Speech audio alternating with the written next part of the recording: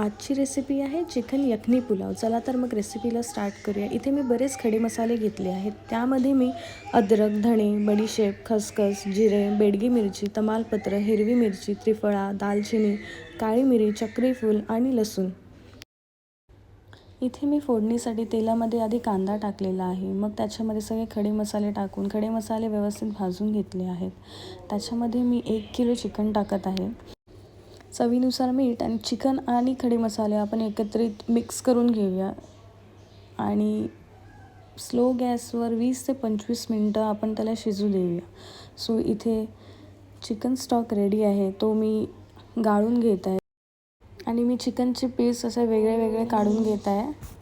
खडे मसाले आणि चिकन आपलं वेगळं झालं पाहिजे. सो तुम्हाला जशी सोपी पद्धत वाटते तसं तुम्ही करू शकता. तर इथे आपलं प्लेन चिकन स्टॉक रेडी आहे आणि जे आपण पीसेस वेगळे केलेले ते आहेत. सो परत एकदा आपल्याला एक फोडणी द्यायची आहे. तो मी इथे कुकरमध्ये तेल आणि तेलामध्ये भरपूर कांदा व्यवस्थित काळा होईपर्यंत भाजून घेतला आहे. मग त्याच्यामध्ये मी चिकनचे पीसेस टाकलेले आहेत. कांदा आणि चिकन व्यवस्थित मिक्स करून घ्या. मग त्याच्यामध्ये थोडीशी आलं लसूणची पेस्ट टाका. इथे 5 मिनटं तरी चिकन तेलामध्ये नीट भाजून घ्या.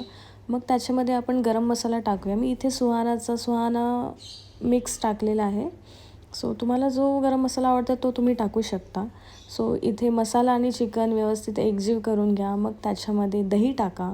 इथे जवळजवळ मी वाटीभर दही घेतलेलं आहे. तुम्हाला जितकं आंबट आवडतं तेवढं तुम्ही टाकू शकता.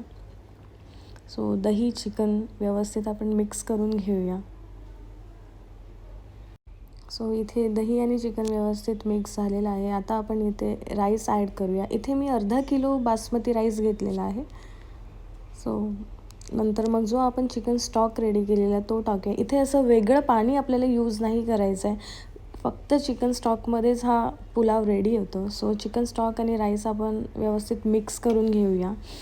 थोडंसं मीठ टाका चवीनुसार आणि आपले इथे मिक्स करून झालेलं आहे. इथे मी स्लो गॅसवर 20 ते 25 मिनटं कुकर ठेवलेला.